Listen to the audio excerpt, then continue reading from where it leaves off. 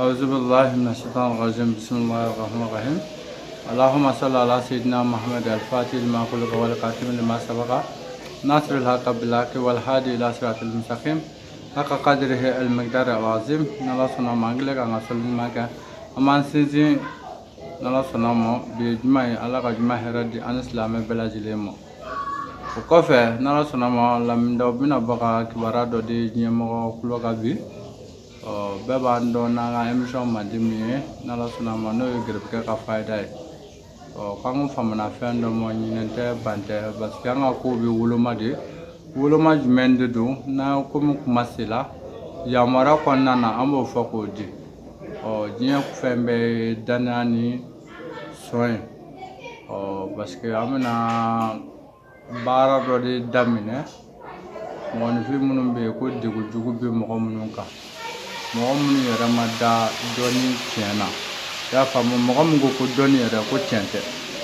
Ya famu to ko sebali de binake sababu la nafuluko la. Mana ke dugu la. Ni wulilike ya famu abe kuma boni muyi o be dabe fi abara be ke furuba bara la nala sona mai mana ke dugu la. Nan klala bara la. Nala ne kra sona mo ale koni sababu konna na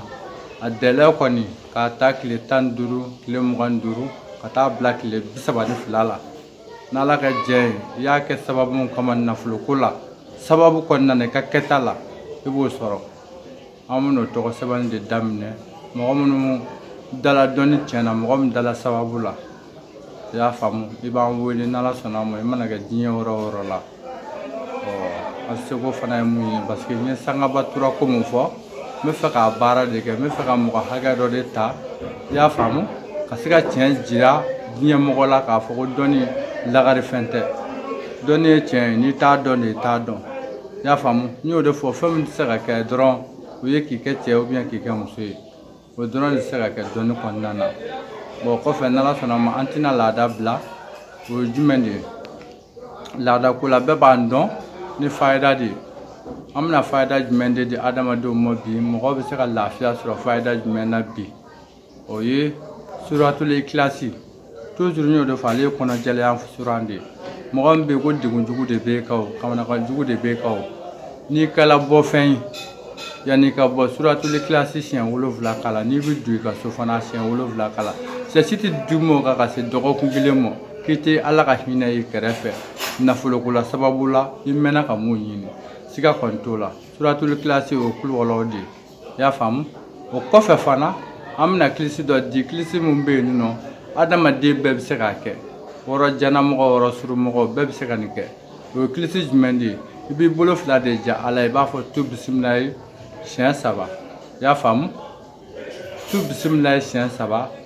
wari bina chao girina ka muso girina ka sanu bina chao girina ka muso girina ka choni muso ka girino bolola na fure ka demo ka ketala ni fo shan wulu vula balma ke mbalo muso ka munyana ni kala bo fe ni ma bo re ka nike na la sona ma ka ketala bina hine soro o ko fe fana alisa anti 50 nyina jiri den fula fula ni abi be jiri den fula be saba de mo la min do ma fa korba ta de mo o jiri den fula ni jiri jumende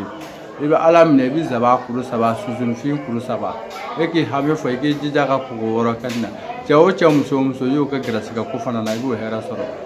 o ko fa na la sona mo ko ka dambal masla mo be kuloka mo mana ke skasu na lan kra sona mo la min dabul la fin woro be no ya fam o ne wolele ke mo ko be minamuna numero be di mo bi ta tigi bolo o ya ni karamala o de kun da kuriya de kuma ambulo bi kada abone chamani musumaka assalamu alaikum wa rahmatullahi ta'ala wa barakatuh.